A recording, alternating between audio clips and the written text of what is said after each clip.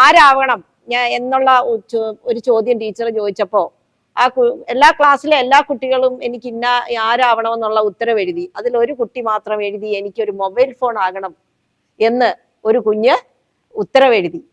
അപ്പൊ ടീച്ചർ ഇതെടുത്ത് നോക്കിയിട്ട് ടീച്ചർ വളരെ വിഷമം തോന്നി, വളരെ അത്ഭുതം തോന്നി. ആ കുഞ്ഞിനെ വിളിച്ചിട്ട് ചോദിച്ചു, നീ എന്താ അങ്ങനെ ആയത്? എനിക്കൊരു മൊബൈൽ ഫോൺ ആയാൽ മതി, മറ്റാരും ആകണ്ടേ, നിനക്ക് വേറൊന്നും ആകണ്ടേ എന്ന് ടീച്ചർ ആ കൊച്ചിനോട് ചോദിച്ചപ്പോൾ ആ കുഞ്ഞു പറഞ്ഞത്, എന്റെ അമ്മ, കൊച്ചു കുഞ്ഞാണ്, 2ാം ക്ലാസ്സിൽ പഠിക്കുന്ന കുട്ടിയാണ്, എന്റെ അമ്മയുടെ കയ്യിൽ എപ്പോഴും മൊബൈൽ ഉണ്ടാവും, എന്റെ അച്ഛന്റെ കയ്യിലും എപ്പോഴും മൊബൈൽ ഉണ്ടാവും, അവരെവിടെ പോയാലും, അവർ ടോയ്ലറ്റിൽ പോയാലും ആ മൊബൈൽ ഉണ്ടാവും, ഭക്ഷണം കഴിക്കുമ്പോഴും മൊബൈലുണ്ട്, അവർ കിടന്നുറങ്ങുമ്പോഴും അവരുടെ ബെഡിന്റെ അടുത്ത് മൊബൈലുണ്ട്.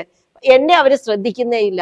ആ മൊബൈൽ ഫോൺ ആകാൻ കഴിഞ്ഞാൽ എന്റെ അച്ഛന്റെയും അമ്മയുടെയും സാന്നിധ്യം എനിക്ക് എപ്പോഴും ഉണ്ടാകുമല്ലോ എന്നാണ് ആ കുഞ്ഞു പറഞ്ഞത്.